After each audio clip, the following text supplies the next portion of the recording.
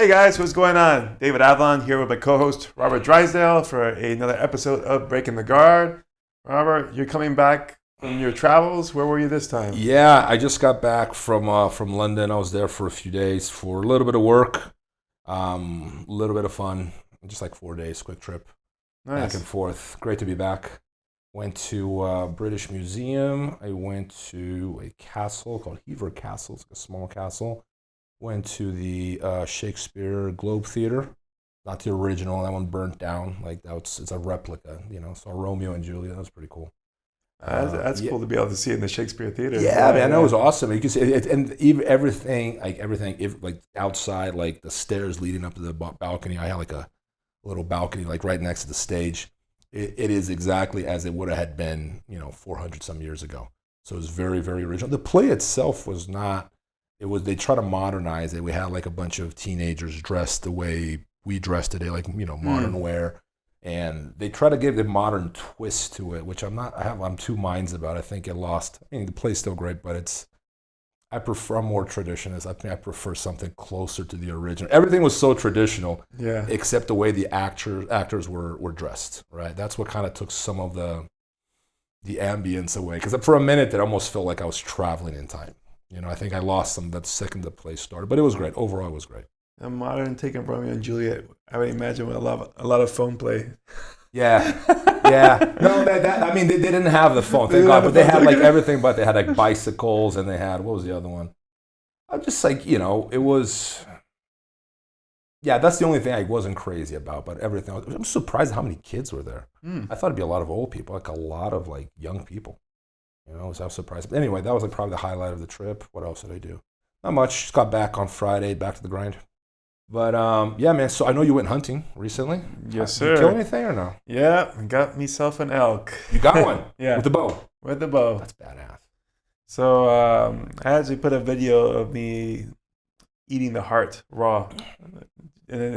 So you ate it? Yeah. Oh no! I'll show you later. It's gross.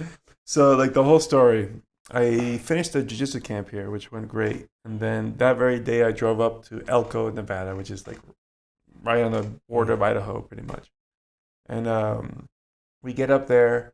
I meet my buddy Mike, who actually I met in Costa Rica. Yeah. He did one of the camps, and he's been hunting for like 30 years. So like the perfect guy to have to like mentor me.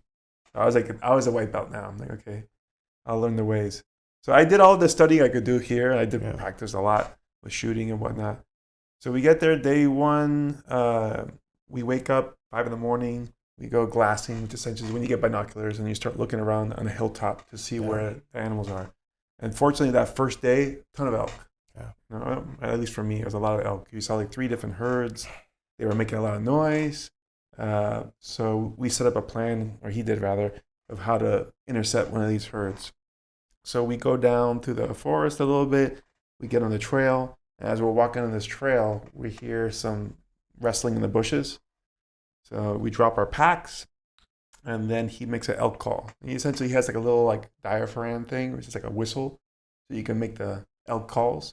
So he does like a cow call, and right away we hear an elk running towards us. No way. So we're like, oh crap, we gotta move, right? And we move off the trail, maybe just like 20 yards, and there's a couple bushes there. There's like a big bush and a little bush. He's behind the big bush, I'm behind the little one. And then he motions me to move over there so I have more, coverage. And as I'm moving, a calf pops up right in the middle of the trail and it's like looking at me dead in the eyes. So then I stop moving. I'm in a crouch. It's stopped moving. I already had my bow out with the arrow knocked. So I just released and caught him right in the lungs. So that's the ideal shot. It's a double lung shot. So it ran off, and then you caught it from the side. Is that right? Yeah. So it goes through the chest. Yeah. So their instinct is when they spot danger, they stand sideways and they look at you. The idea is like if you make any move, they run, and they're running, away. That puts them in a perfect position to get killed. Yeah. That's what natural selection has not figured out yet. We have not had enough elks in contact with David Avalon shooting arrows at them for them to figure that out. Yeah. So unfortunately for them, deers and all the other cervids do the same type of thing apparently. So that's so cool. So when they shot, she ran off the trail, and then you wait typically like 30 minutes for the animal to pass because you don't want to spook it and make it run further than it has to. So we had breakfast right where we're at. And then after that, we went to follow the trail. And you could see the blood trail. The arrow, unfortunately, was lost in the wilderness because, like, the arrows passed through, which is something. So it's still running after you shot it. Yeah. They don't drop dead right in the spot. Only if you get a heart shot. Yeah. But the problem is a heart shot's very tricky because it's right next to the scapula. Yeah. It's a big ridge bone. And if you hit that, you won't kill the animal. You'll hurt it. And then it's just going to be suffering. So you don't want a heart shot. You want a lung shot. Well, you would, but it's just very difficult. So you're better off aiming for the lungs. Yeah, you're better off aiming. The lungs is a very big area for the most part. So you have a lot more leeway. You don't have to be like hitting a pinpoint. The lungs essentially, on a full-grown elk, you would have like 8 by 12 inches. Yeah. So that's a pretty big target. Yeah. You know? And anywhere you hit there, generally, if you get both lungs, they'll pass. And the arrows also, a lot of people don't realize, they pass through. They go right through like a bullet. Yeah. So it's pretty gnarly. Oh, through the all the way through. All the way wow. through from both sides. That's why it's a double lung shot because it's gonna hit one, hit the other one, and then get out the other way. body Oh wow, I didn't want that deep. They're going out with a lot of power. Yeah. And so that's why like my arrow got lost because it went into like some thick brush and like gone. It's not gonna be impossible. How much did they cost out of curiosity? The arrows? Yeah. Like $20 each. So okay, it's not too bad. Not too bad, but like you don't want to lose a bunch of them. No, you're okay losing one or two a trip. Yeah. That's it. And I broke one of mine practicing here, so like So I only had like 4 arrows left when I went out there. So like now I got 3. But fortunately, we followed the blood trail, and it took us like probably like 30, 40 minutes to find the body because it only went 100 yards away, but it starts weeding around, and you have to follow these little drips of blood. And at one point in a bush off the trail, there was a lot of blood, and a tree went down, so it looked like it crashed, stood there for a bit, and then ran somewhere else. But there wasn't much blood after that point because it looked like it bled out. So you barely found it. Yeah, so we started doing a little grid search, looking, and eventually it was just off the trail. I saw the body, and then we went there and confirmed it was a little bit higher than the ideal shot, but still double lung. And from there, we started field dressing it. So let me ask you this. We talked about this like many podcasts ago, like many moons ago. And we're going to talk about chase hunting, right? So back in the day, you would hurt an animal and just outrun it because it can only run for so long. Even if it wasn't that hurt, animals can't sprint for very long because they have to stop to cool down, right? Yes. So we catch up to them. In an open field, could you do that to an elk, just outrun it? Because an open field, the reason I say open field is because it's easy for us to run and easy to spot them. Yeah. Like in a bushy area, it might be harder, right? Like mountains, it might be hard to keep up with it. But if you're talking about open, could you potentially kill an elk like that? By persistence hunt? I'm not sure. If it's open field, I guess technically you could. Thing is, they live in very mountainous terrain. So okay, so that's a terrain as everything. Because like there's going to be a point where they can go places you can't go, right? Well, they're just going to be able to get there a lot faster. So like they might be able to rest a lot more than they normally. It might take forever. Yeah, because remember when you're talking about persistence hunters, at least from my knowledge. Yeah.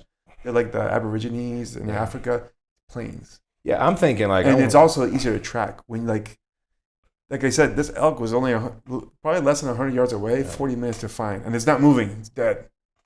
So if it was moving, it would get lost really fast. And it's hard for you to move in areas where it's easy for them to move. Because when you're moving through thick brush, you're like...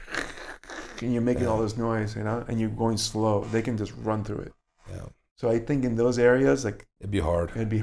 Well, there's something about like having killing it with a rifle. I think would be nowhere near as fun as a bow and arrow. I think spear or something like that would be like the next level. I killed a rabbit once with a .22. That's as much as I've ever done.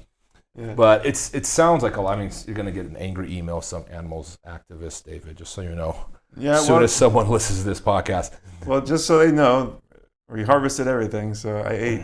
I took the liver, all the muscles. Are they okay with that if you do that? I think so, right? That's a criteria. Well, I think it's a little better in the sense that if you're a pure vegan, you'll probably still not be happy about it. If you're like, I guess there's a difference between being ethically vegan and then like health vegan, diet or health vegan, right? Like ethically, they think, from my understanding, all animal kills are not. Yeah, killing. Yeah, it's an interesting discussion because they call it speciesism, right? It's like a new term, like one of the many new terms. I obligated to become accustomed to. But basically, it's the idea that all species, all life is equally valid. Yeah. Which is, it seems morally, ethically sound, but very anti-natural as well. Yeah. Because we would have not had, if that were true, if that is a standard to follow, we would have not had made it out of the Stone Age. Because we're farming animals. We've been farming. That's what got us out of prehistory, right? So I don't know how far he would really take that argument that all species are created equal. And to certain people, like for example, for the most people, this is going to be the most ethical hunt you could do, the most fair hunt, because the shot was taken at less than 20 yards. Yeah, it was very close. Yeah, like 20 yards is a little bit further out than this room, but it's not that far. Yeah, which I was fortunate that it was so close. Can you believe I still think in meters? 13 years, and I still meters. Then it's like about like 70 meters more or less. It's pretty close, right? Yeah. And my buddy was telling me this was too easy. And for your first hunt, it was within the first 2 hours of hunting. Oh, okay, you got your first shot within 20 yards. It was a kill shot. Beginner's luck, they call it. Yeah, beginner's luck. So, anyways, you've been practicing. I've been watching. You've been practicing for months. Well, when I told him I was practice, he's like, "You practice a lot." Right, because I thought I shot over 1,000 arrows like in 6 weeks. Oh wow! Yeah, I was out every day, boom, boom, boom, multiple times a day. Nice. So I feel that. Let me know next time you do that. I might come over, man. Like I'd love to. I'd love to give it a go. Yeah. I might get into that, man. Like I was sorry if I interrupted you. No. But just before I forget, so I'm turning 40 this year in October. Yeah, I did. I got my 40 already. When did you got your 40? When did you turn? July 7th. July, just now, just recently. Yeah, just recently. Didn't give you the happy birthday. But I'm turning 40 in October. And everyone's like, what are you going to do? You're going to do? Like, honestly, man, I'll normally forget. My people don't remind me of my birthday, I'll forget. Like, I never even think about it. But everyone's like, oh, you got to do something. Let's go to Cancun and get wasted. I'm like, I don't know. It doesn't sound very, appealing to me. So I had the idea. Last time I was in Maui, these guys invited me to go boar hunting. And I was like, man, that sounds like a great thing to do. So what they do is the dogs do most of the work, really. You just got to keep up with the dogs. The dogs will find the boar. You got to make sure you keep up with the dogs. Yeah. 5 dogs, I think, is the number they want. Like 4 to 5 dogs can outdo a boar. They get to the boar's pinned down. One of the friends comes from behind, lifts the boar's legs up, right? And then you come in with a knife and stab it in the heart. Oh, wow. Yeah, that's how you kill a boar, apparently. It's not particularly dangerous because the dogs are taking all the risk, really. I mean, as long as you don't get run over. I mean, if the boar managed to free itself, I suppose it could hurt you. You just got to be careful. But, it's not the most dangerous. It's probably not as dangerous as it sounds. But, I mean, I'm excited. That's going to be my 40th birthday. Nice. I'm going to go to Maui and kill a boar. Yeah, man. That's the way to do it. Yeah, I think it's just something about, like, pulling a trigger it's just not as hard as stabbing something. With a knife. Like, that's going to be a lot harder. I'm almost like, I'm going back and forth on it. I'm not going to be able to do it when the time comes. I like to think I will, but it's kind of, I've never killed anything like that. Well, I'll tell you my side of this, right? Because I was thinking the same thing. Right? I'm like, well, when it comes time, because I watched a lot of the YouTube videos of people hunting and the like first-person perspective type thing. I'm like, this is pretty intense, because it's not a still target, sitting there looking stupid, right? Yeah, this is a live animal. It's looking around. It makes noise. And then you're going to be there. You have to, even with a bow, you're technically pulling the trigger. There's a release, right? So there's a release. But there's a lot more to it than, pulling the trigger on a gun. Yeah. That's what I'm saying.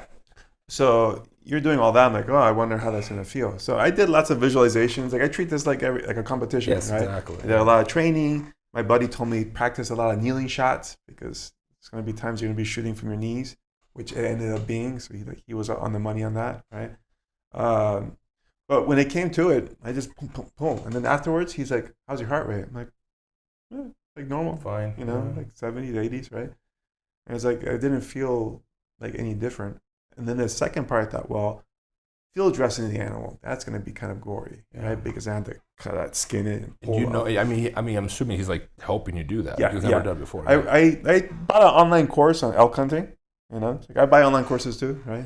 So I bought one and it gives a bunch of videos. So I had a good idea of what to do, but it's one of those things you want someone showing you firsthand. So he would do one leg, and then I would do the other leg, and then like he showed me every different body part, and then I would do it afterwards.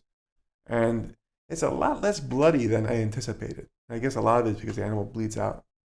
Well, I mean, most of the blood is internally. If you're skinning it, right? But you're cutting the muscles, out. And most of the blood would be in the arteries, veins. Yeah, so like in the circulatory system. So if you're just going through the muscles, I think there shouldn't be that much blood.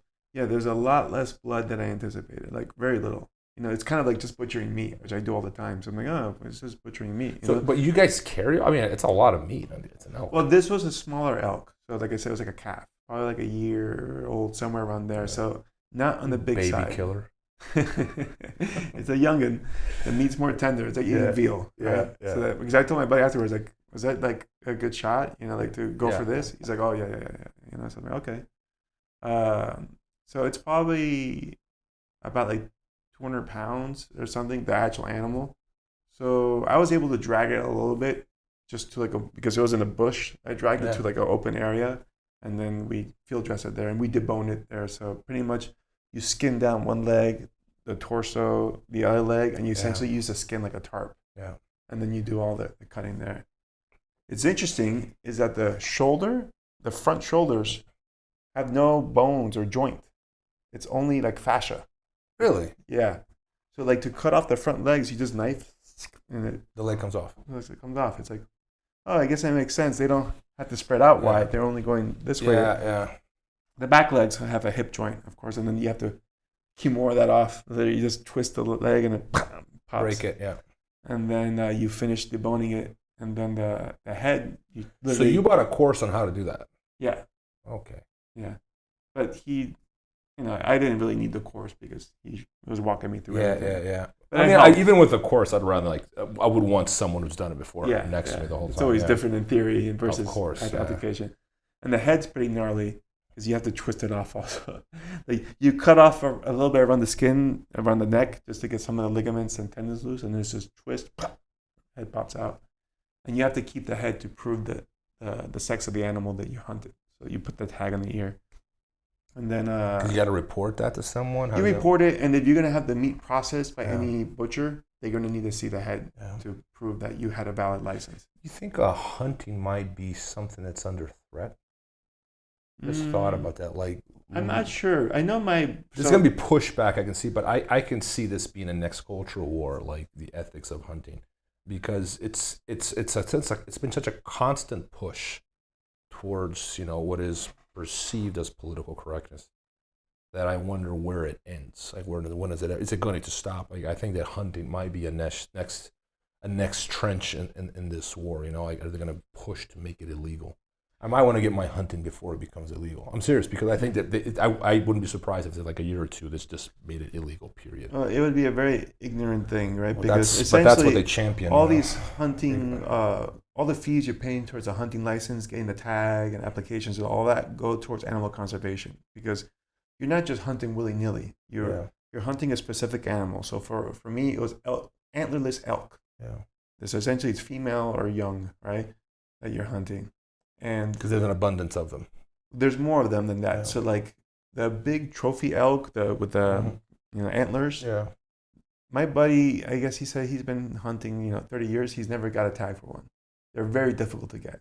The license to kill one of those. Yeah, they're very difficult. Because it's a lottery system, right? They're alpha males, right? So they're like, they have many fees. Isn't that how it works? They have like a lot of them. Yeah, that's like a harem that they have, right? So they're less males than there are females. You would compromise a species if you killed only males, for example. Yeah. So they generally, when they kill males, they are counting the population and they're trying to figure out, okay, which number are we looking to call? To help the population grow. If there's too many males, it creates problems. If there's too many females, of course, you got to keep a balance. So there's rangers out there that are figuring all this out, and then that's how they give the tags out. They say, okay, you can kill this many of this animal, this many of this sex. So it's helping control the population and keep it healthy.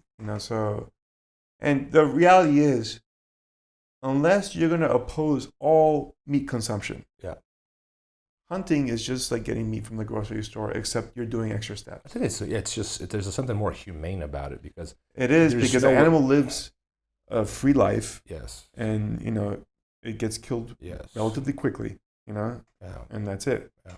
So when people are like, oh, that's gross, like you're killing the animal, like, well, do you eat meat? Like, where do you think your meat's coming from? Yeah, exactly. Except that if you're buying normal beef, it's from an industrialized farm where you have cows and pens, which I would think they would rather die, out in the wild versus being penned up, But they lived out in the wild, more importantly, right? Yeah. And they died in their environment, absolutely.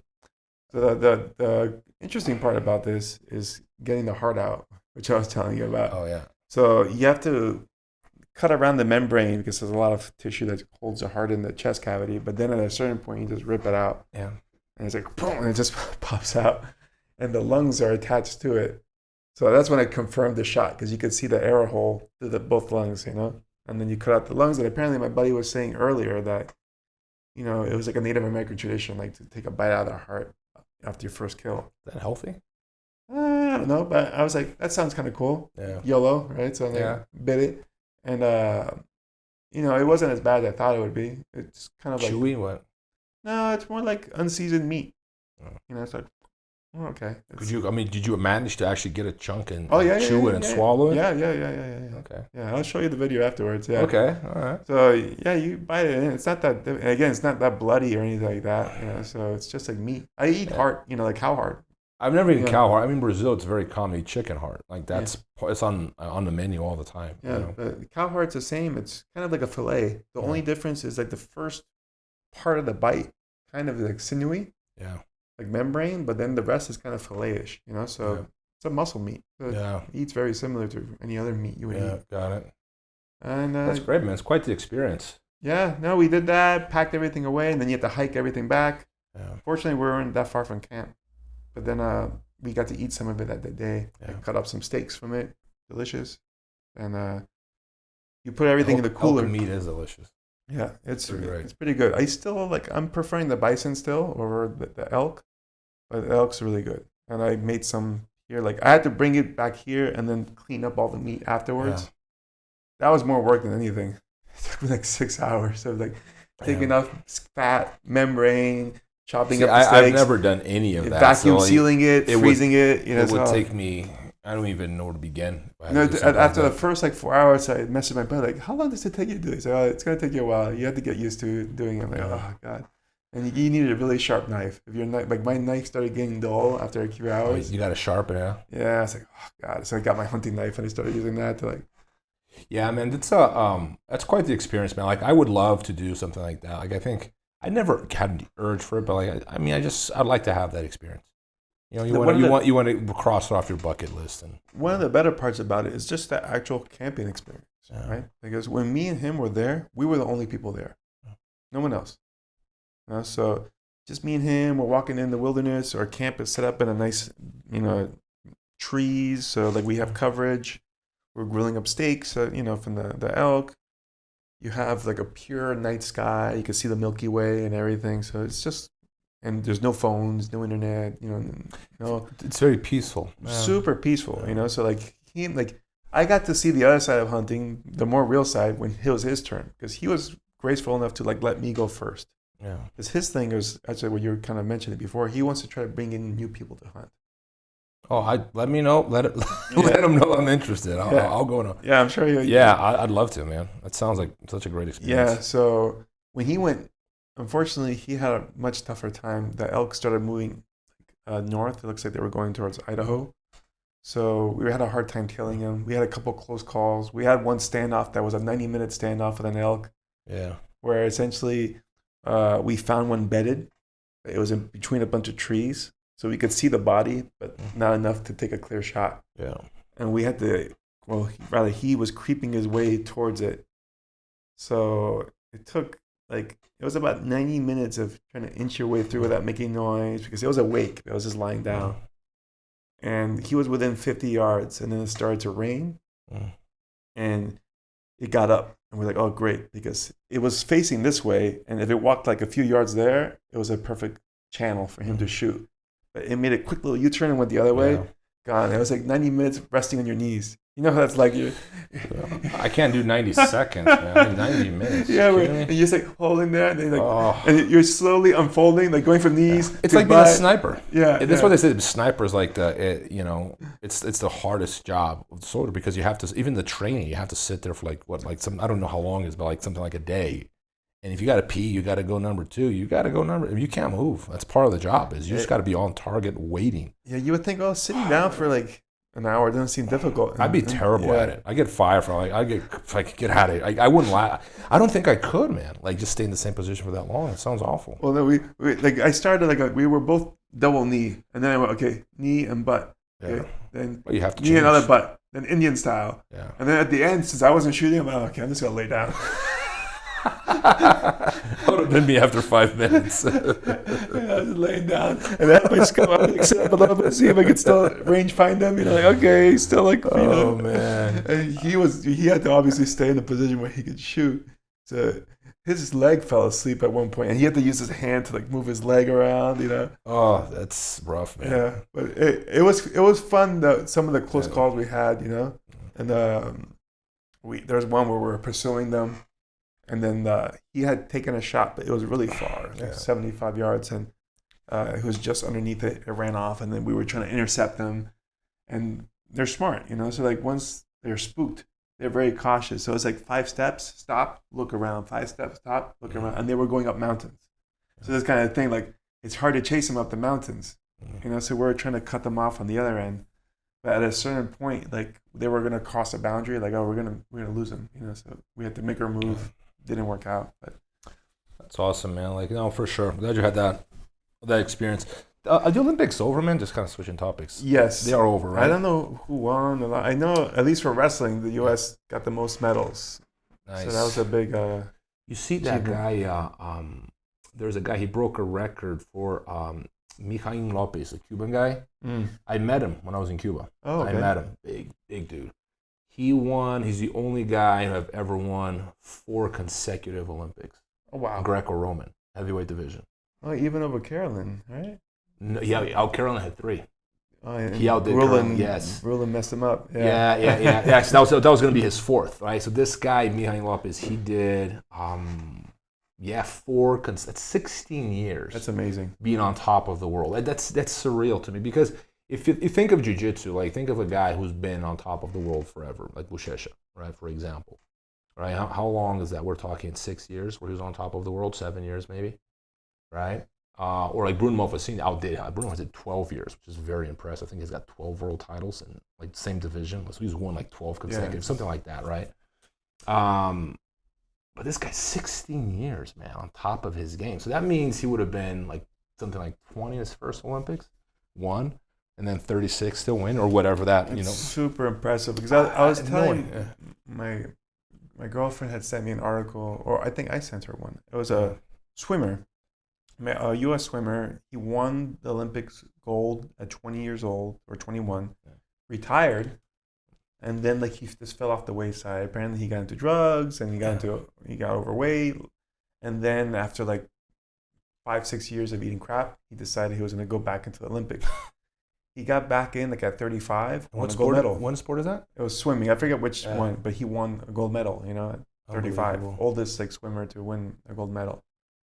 So I thought that was fascinating because I'm that couldn't happen in jiu-jitsu and martial arts because the swimming technique it's somewhat limited as far as there's not. Variations, right? Swimmers will get angry when we say this, but compared to martial arts, there's not a lot of technique. Well, no. I mean, there is technique, but it's a bit more finite, right? If you won a gold medal already, you already know how to swim, and you already are swimming a world class. There isn't a lot of innovation. Now if we swim like this, we're gonna get better. There's some gear, they're gonna get streamlined better, but they're not gonna mechanically swim better. Because the style is fixed. That's the other thing. Right. When you say a style, you're saying whatever, name me a style, what do you call freestyle, it? The breaststroke, stroke, whatever.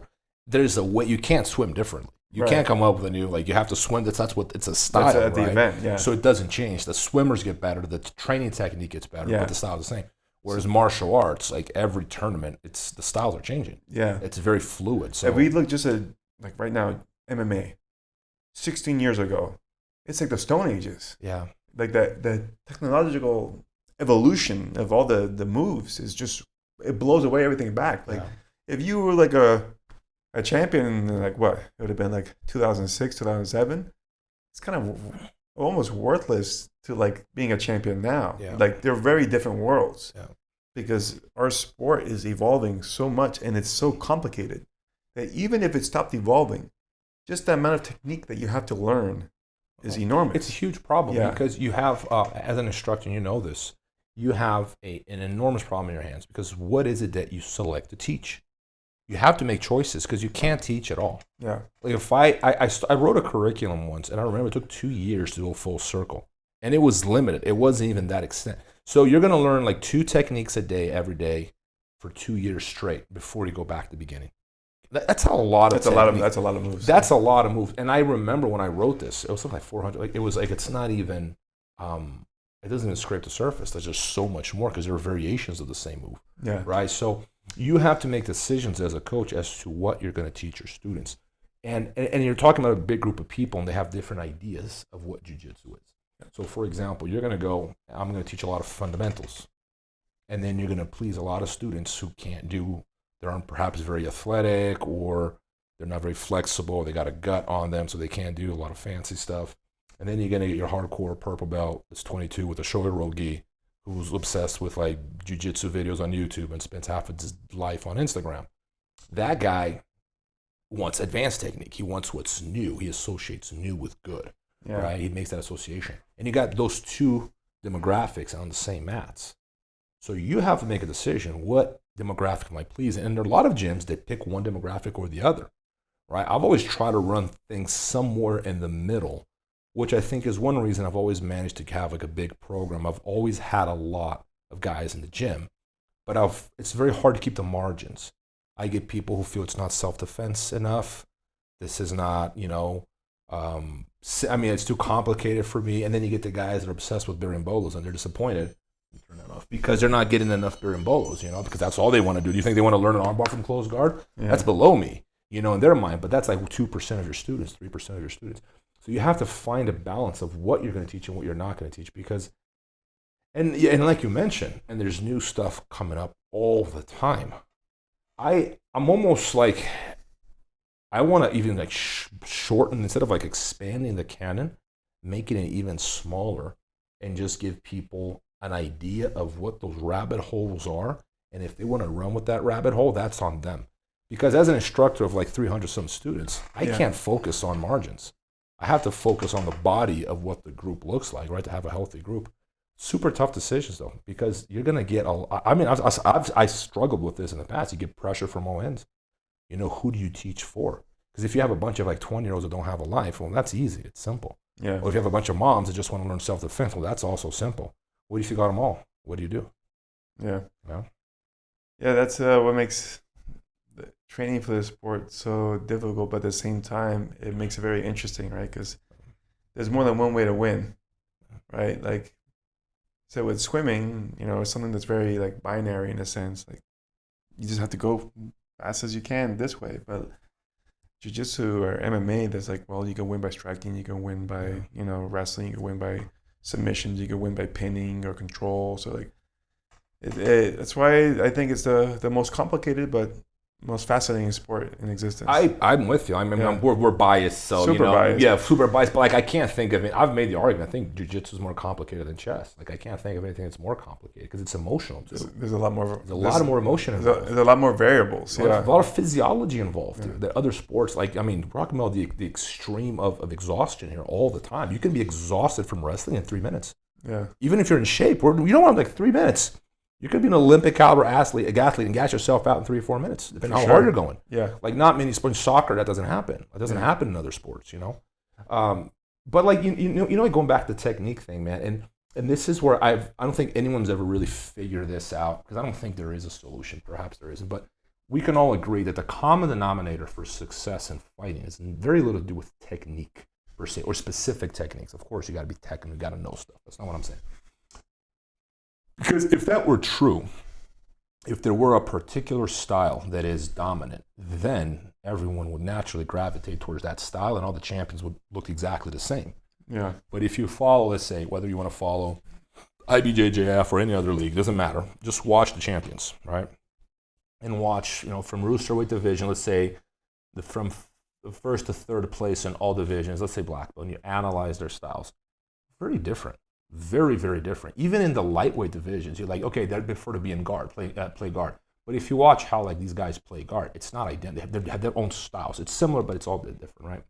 My point is, it can't be a style that is a determining factor, right? So take the classic example is Roger, who has literally 4 moves, 5 moves, but he does them with such precision that he's virtually unstoppable. Like Cael Sanderson, you watch Cael Sanderson wrestle, and it's that ankle pick. Yeah. Over and over and over. Like Yamashita, the judoka, he never lost a match I think he lost 1 match as a child, but he retired and defeated Yamashita. He had 1 move, Sotogari. It was the first move you learn in the judo class. It's the foot sweep. It's just, and he was unstoppable with it, right? So my point is, there must be something else that is the common denominator is not the technique, is my point. The common denominator has to be mindset. It has to be how they perceive athletics, combat, how they perceive what they're doing. Because if it were technique, it would be we would have cracked that code a long time ago. Because it's on the surface, right? The technique is on the surface. You can learn it. You can, drill it. But gearing your mindset to victory is not on the surface. It's deep, deep, deep into your psyche. And I think this is why, to me, I'm fascinated by this. I spend so much time how is it that you can get someone who is insecure to become secure? How do you get someone who has no confidence, I'm never going to win, boycotts himself, gives up, suffers from too much anxiety, gets too nervous? How do you turn that person to an absolute killer who just laughs at the idea that they're going to lose that day? Because I'm sure you've experienced this. And I've experienced this maybe 3-4 times in my life where I felt like that, I was absolutely invincible. You just feel man, today I'm going to win. Yeah. And you look at your opponent, you're like, yeah, right. You know what I'm saying? But it's normally you're dealing with what? I don't know. My ankle's kind of hurt, and I had a bad week, and this guy's really good. You're always dealing with that doubt. I would love to see I would love to learn if some psychologist cracks this code, or if anyone can actually get to the bottom of this. And how is it that we train our confidence and our determination to win, right? Our mettle to win, because to me, that's the key. That's the dominant factor. You can have 3 techniques, man. If you have that heart and resolution to win, it doesn't matter.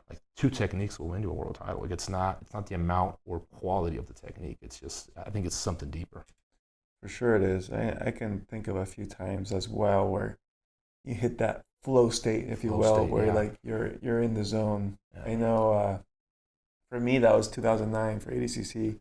Yeah. I had my first submission wins in ADCC were both my first 2 matches, and the second one was the more striking one, which was against Tarsus Humphreys. Yeah. It was a rematch for me that I lost in double overtime. So when I finished him within the first 5 minutes with Kimura trap, 1-arm choke, that was boom. And right after that, I felt invincible. I was already eyeing, I was going to fight Andre Galvao next. I'm I'm going to chew him up. Yeah. But I didn't realize it was the next day. I thought they did. I thought they went up to the finals. Oh man, I hate that. Yeah, I hate that. I was tuned up. I was boom, and I remember everybody was going go Zanchi, oh man, you got jiu-jitsu now. You're doing submissions and this and that. Oh, man. I was so in the zone. And then Galvao wasn't having a good day that first day. He looked kind of tired, and he fought Chris Weidman and had a. Oh, I remember, it's close. It's close. Very close. He got out of some tough Darce chokes, and he won in overtime. I'm oh, especially now, he's totally worn out, and he's going to have to grapple with me. He's done. Yeah. And then I'm wait, they're calling the mats? What's going on? They only did the first 2 matches on day 1. I'm dude, I had an adrenaline dump right there. I was so tuned in. And then what's interesting, what you're saying, what happens overnight. For me, I never slept. Yeah. I was so excited. I was just thinking about that match and every possible outcome. And how it would counter this, counter that. Heart rate was so. Probably didn't sleep well. No, I didn't sleep at all. Yeah. I was up the whole night. And I remember I was well, I guess this is going to be the rest of the night. Just my heart going 110 beats per second, So when I saw the sun come out, I'm all right, here we go. Fuck. And I don't know, I'm not sure if it was the effects of the weight cut also combined, because I had cut really hard for that. I was the last guy to make weight for ADCC. I'm also the reason why I think they changed the weigh-in rules to like same-day weigh-ins, because they were really pissed that I took so long to make weight. God, Dave, you got to ruin everything I for everyone. I ruined a lot, I think. I'm not sure, but I'm pretty sure that's what happened. Because they weren't the timing of it. The timing, they weren't happy because I missed the rules meeting, which was important, and I figured out. And when I fought Galvao, that I wasn't in the same headspace. Yeah. Still a good match though. I had a good bite on the heel hook, I had a good bite in the Kimura trap, but something I missed out in the rules meeting cost me 2 points. Because I guess they changed the rules that year where if you went for a submission and you failed, you could stay on your back and it wouldn't count as a sweep. I thought it would be a sweep. So like, you what? Tried to stand back up. I tried to stand back up and he took me down, got 2 off and we're like, essentially we're in a heel hook position. Yeah. But it looked like he was trying to get a knee slicer. I'm like, oh no, I'm not going to let that happen. You know what? I'm going to bail on this, stand up. And he just stood up with that. Yeah. Took me down 2. And then when I got up, he did a Kimura trap, had him stuck, but ran out of time. Yeah. And then I learned afterwards, if I would have just stayed on my butt, it would have been no points. Yeah, I lost to Jacques for similar reasons. Like, I completely spaced out because I thought if you shot in and sat, it wasn't 2 points. But I think it's something you have to stay on the shot for 3 seconds before you sit. Yeah, for ADCC. Yeah, it's a weird, like, you have a lot of weird rules. Some of them doesn't make sense. But, like, I shot in and sat, and then Jacques scored 2, and that's how I lost. But going that flow thing, this is what when IBJJF, like, they changed that, where the semifinal and the final were the next day.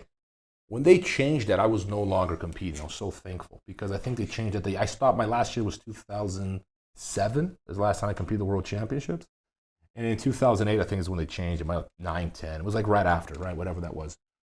And I was so happy because I would have hated that. Because to me, the hardest match is always the first one. It's not the final. It's always the first one.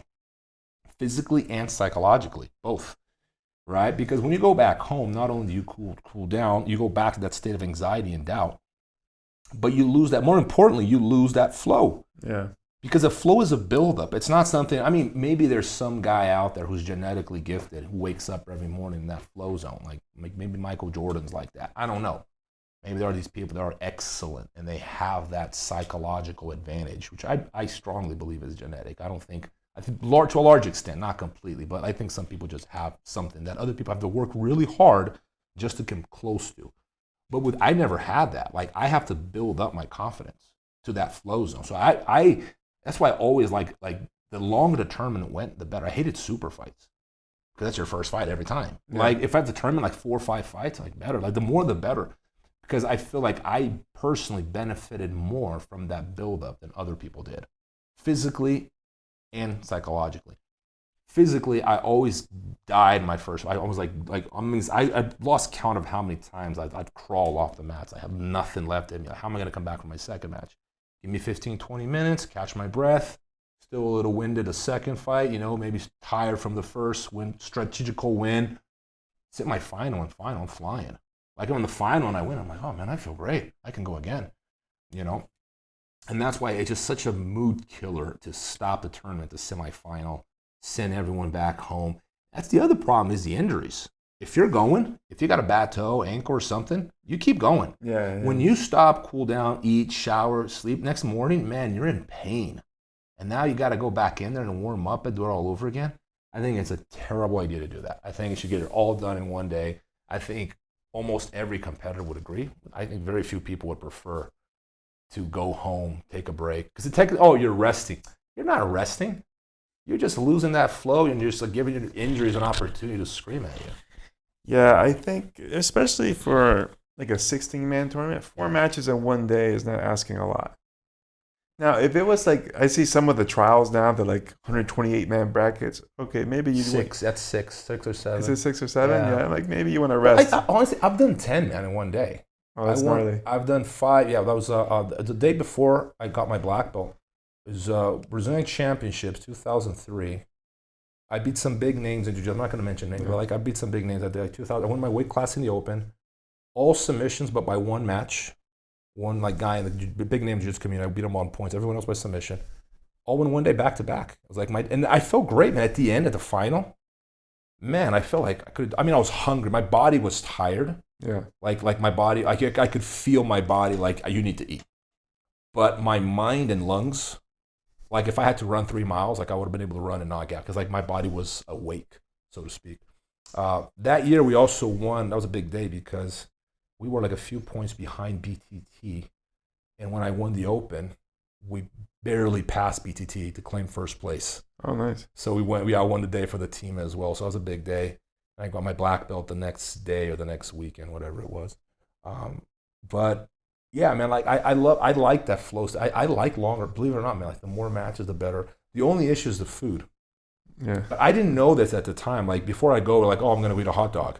Not because I knew hot dogs weren't the best option, but if you're in an arena, there are not a lot of options unless you bring food. Sure. And my dumb ass would bring pasta, which now I know is not the best thing to eat during matches, right, or in between whenever you get a break. I always recommend people bring nuts and seeds because they're very quick energy. Throw some raisins in there if you want for the sugar. It's quick energy, and it gives you stability of energy. There's no peak. Right? There's not a lot of sugar in them, and you have enough energy to keep going, and they're very light on the stomach. That's the beauty of it versus like eating, like have a meal, you know, like if you get like a lunch break or something. But other than that, man, I actually like the long tournaments because I always did better at the end. Yeah, I know, like at least early career, my stamina was always a key factor. You know, I always trained for that also. So I know like if we're going into later rounds that I have an advantage. Yeah. I always felt that. Like that year that we had our absolute match before when I fought Zanji, I'm like, okay, this is gonna be a double overtime win. Yeah. Like I knew it off the get go. I'm not gonna score on him. Stylistically, you could have called that because you're both top players. Well, no, and I know he's never had his guard passed, right? So I'm like, it's probably not gonna happen today. Did he pull on you that day or no? Yeah, he did. I think initially, I know he pulled on me once. I've taken him down. I took him down once, but it wasn't a no points. But I remember you guys had a war. It was like 40, 30 minutes. What was it? Well, here's the thing. So that year, it was 2007. So I fought Tarsus, and in the rules meeting, they said there was a single overtime.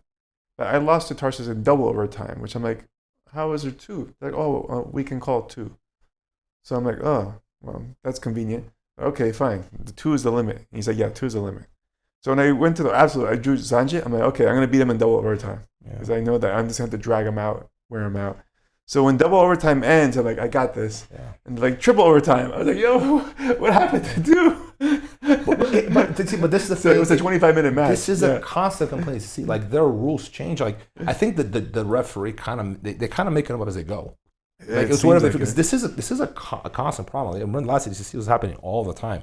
One criteria here, completely different criteria there. And when you say something, they get all angry. They don't want to hear it. I'm like, you know, yeah. Like I don't think that's very silly. Like IBJJF's got a lot of problems, but if there's a mistake, it's an individual mistake. The criteria is consistent. I think that's very, very important. Like it's just consistent because you have to prepare strategically too. Yeah, of course. Like you have to know you're making decisions. You can't wonder like, oh, it's whatever the referee's going to decide. Like, you know, you have to know what he's going to do when you do X, Y, or Z. Yeah, that's what I think. A lot of people. There's that element to competition that some people miss out, and they I hate the point rules and all this. It's the problem is you don't understand the rules well enough to play them because they're meant to be played, right? So whenever I competed, I always did my best to understand the rules and how I would use them to win. Because you don't necessarily have to be the best jiu-jitsu guy or best technician to win a match. You just have to understand how you can win by the rules and exploit that. So like, for example, with Zanji, at that point, he was a better jiu-jitsu guy than me. But I had better stamina, better wrestling. I'm like, I can beat you just by being able to impose my will and grind you out and hopefully get you tired enough where you make a mistake. Yeah. You know? So, I mean, you can win that way. And that's a lot of people end up winning that way and they get frustrated. It's like, you have to understand the rules better. You know, like if you're a competitor, these are your limitations and you're doing everything you can within those limitations to get some type of strategy advantage. Is a fact of sports. It drives me crazy. Like, here's the thing. There are things you can do to make it less. IBJJF can be too complex and bureaucratic at times. There's too many band-aids on the problem, right, so to speak. But there's no way around it. There is no such thing as creating a rule set that's not going to have strategy. This happens in every sport. Like, you're going to create a framework you're going to create the limitations of what competitors can and can't do. And within that framework, you're going to tread on the edge of what the rules allow. It's going to happen. And I think that the fans, they want to see a spectacle all the time. And if you're a competitor, this is the former competitor speaking, and every competitor, they may not admit this, but they're going to agree with me. It's like, you don't give a shit what the fans think.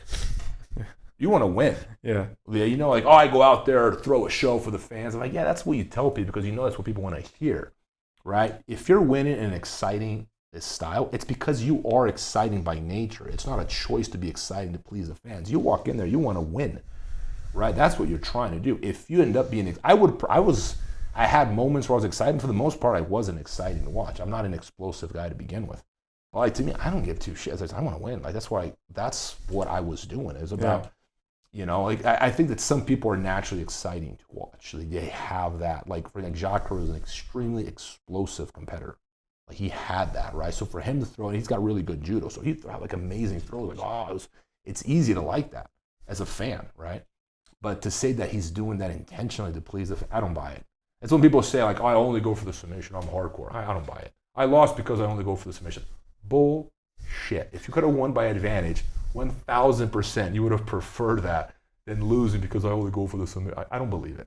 I think it's great to tell people that because maybe it makes people feel that better about jiu-jitsu, but it's not realistic. Right, and even in the no time limit, sub-only rules, there's strategy to be played. There's tons of strategy. That's the one thing, I don't like the sub-only rules as far as 10-minute round and then goes into the sudden death period. Because what ends up happening, a lot of guys just stall 10 minutes and they go into overtime where they've been training their drills. That's all they train. So they're very good at, back finishes or whatnot. Yeah. And it's okay, you won within this rule set, which is essentially survive 10 minutes, then attack the final 10 minutes, then in the sudden death. Or even when you do no time limit, sometimes people are I'm just going to wait 30, 40 minutes before I go into action. They try to solve a problem, they created a bigger one. That's all we had. And not to toot my own horn, but when this whole thing started, 6, 7 years ago, I kind of called them. This is what's going to happen. Everyone's going to specialize in overtime. Yeah. Because that's strategically, as a competitor, if I look at the rule set, first thing I want to do is how am I going to use this to my favor? Yeah. Right? It's the first thing you do. Don't take any chances during the 10 minutes. Stay safe. And then you hyper specialize in the overtime. Right, and then hopefully you put more time into that than your opponents did. But yeah, but again, I don't think there is a perfect rule set, man. I'm trying to put a tournament together to gym in the house, some super fights, and I'm borrowing a little from submission only, a little bit from ADCC, IBJF, and I'm trying to come up how can we create a perfect rule set? I'm going to allow heel hooks in the gi. No one's ever done that before. Yeah. No, there's only one tournament that's done that before. Hickson Grace's Budo Challenge in 2005. They allowed heel hooks in the gi. You know how many people I saw get heel hooked in the gi that day? 0. Which I think it's harder to heel hook in the gi than no gi. I don't know why everyone's all terrified of the heel hook in the gi. I think it's the other way around. I think in the no gi it's more dangerous. Because the other thing too would be easier to defend in the gi. Because if you're fighting for heel hook and you got a sleeve, I grab your sleeve. Yeah, and then it's over. Yeah, that's it. And that grip is not easy to break if we both got our butts on the ground and I got your sleeve. It is so hard to break that grip. If you're standing, you can break it, but when you're on the ground, you don't have that pullback. It's just your arm versus his arm. I think there'll be very few heel hooks. But I'm thinking about allowing it and creating somewhat of a more dynamic rule set that favors submission over position, but doesn't can position. I think that was the great problem with submission. They had the right intention. Let's make this more dynamic and submission-oriented. But they kind of swung all the other way and they eliminated positioning completely. Because you don't see guys wrestle. Because strategically, unless you get 2 wrestlers in there, you're going to see them wrestle. But other than that, strategically, it doesn't even make sense to take all that risk and all that effort into taking someone down. Yeah, for me, the scoring system behind jiu-jitsu was always based on how these positions translated to MMA. Yeah, exactly. So takedowns should be valuable because being on top in MMA is very valuable. Very valuable. You know what I mean? So like, remember, I came up with what I considered the perfect rule set. Yeah. Everyone's got their own perfect rule set, by the way. Everyone's got their own idea. And my brother and I ran a tournament with it, and it was very successful. Very few overtimes, a lot of high-scoring matches. Because that's the whole thing. Like, to me, if you're going to use score, you need to make it easy to score. Yeah. Right? Or, and at the very least, scoring should create excitement. Like, there's going to be an interesting exchange of motion. So you are going to incentivize people to take chances because it's simple to score. That's like my whole gripe with the ADCC scoring. It's so difficult to score. Yes. That it de-incentivizes taking chance, right? Because like, man, if it's so hard to score, if I just lose 1 point, I'm done. That's like game over already, So with ours, like, takedown was 2 points, pull guard -1. If you stand up off your back, you get 1 back. So I could pull guard, doesn't work out, stand up, I'm back to 0, which makes sense. Like, I didn't do anything. I penalized myself. I come up, I recover. Yeah. Or at the same time, I take you down 2 points. You pop up to your feet. You get 1. You did something interesting. You came up, right? And you were able to get off in somebody's top position. So taking it back without hooks was a point. There was a lot of ways to score points. So as a result, there was always something to do where you could take a chance to get rewarded for it. Yeah. There wasn't any motion that you would make that wasn't rewarded. Yeah. So you have to reward people, it's like you have to understand human nature. Like, if you think of it as an investment, it's like the analogy I make. Talk about money, people understand it easier for some reason. If I say, Dave, I got this investment, whereas if you win a lot, and if you lose nothing or very little. You like that idea. Yeah. But if I came up with an investment, Dave, there's a lot of risk here and very small reward. Yeah. You were like, no, thank you, right? And that's very simple. Everyone, you don't have to be like a financial wizard to understand this. Simple enough, right? Yeah. Everyone wants high reward, low risk. When it comes to fighting, like, people don't always seem to understand that. It's like, no, you have to be low reward and high risk. I'm like, that's not gonna work, man. Like, no one's gonna be diving for like that submission all the time if they're not being rewarded for the attempt, or if they're not going to be down for that takedown. Every effort should be rewarded. Yeah. Aggression should be rewarded. Like, there has to be something that makes people want to. I remember, like, the Budo challenge was sort of like a radical solution, but I actually think they were on the right track. They had a 3-to-1 ratio. Now, they might have pushed it a little too far, but the 3-to-1 ratio was 3 points for every near submission and 1 point for positioning. So people never stopped going for takedowns and passing guard. You're still being rewarded. And if you pass the guard, you're closer to submission anyway. But, the second there was an opportunity to jump a flying armbar, go for that footlock, or go for that guillotine, there was no stalling, because you knew that if you could, you win if you get the submission. If you don't, and it's close, you get 3 points. That gives you a large advantage. If it was a close fight, that's 3 points for a near submission. Just to give you, to keep things in perspective, IBJJF grants you 1 advantage for that. It's not a lot. Yeah. For the amount of risk you're taking on a flying armbar, for example, right? But like a 3-point ratio, like, man, you have to pass someone's guard 3 times, take them down 3 times to match that near submission. Now, you could argue that they pushed it that's a little too much of a disparity, but I think they were on the right track, because that solves the issue of aggression without getting rid of the problem of not having positioning. You're not going to let anyone pass your guard. You're not going to let anyone, you're going to win submission only. If it gets too hard, you let them pass and go like this. Yeah. And you wait, you cross your arms on your chest, and you wait. And this works. You know how much skill it takes to do this? You could teach an athletic white belt to do this, and he'll give me or you a run for our money. Yeah. Week 1. You can train him 1 week to do this, and he'll make any black belt struggle to put him away, because it's very easy to cross your arms to your chest and not move. It really doesn't take a lot of skill. No, it doesn't. Anyway, Dave, I gotta go, man. I got my day with my kids today. Yeah. Man, you got me excited about that hunting thing. I'm dead serious about meeting your friend, by the way. Yeah. I would love to. If the opportunity presents itself, I would love to. I got to fire 1,000 arrow shots before I could go practice staying on my knees for 90 minutes. I don't think I can do that one. But yeah, and then maybe we'll do a podcast when I come back from Hawaii, like kill a boar with a knife. Yeah, man, that'd be awesome. I'd love to hear that. Yeah. It's intense. And let's shoot for another one next week, man. I'm free. Awesome. I'm not going anywhere for a while, so. All right, very cool. We'll do it. All right, guys. Always a pleasure. Thank you, Dave, and I'll see you guys next time.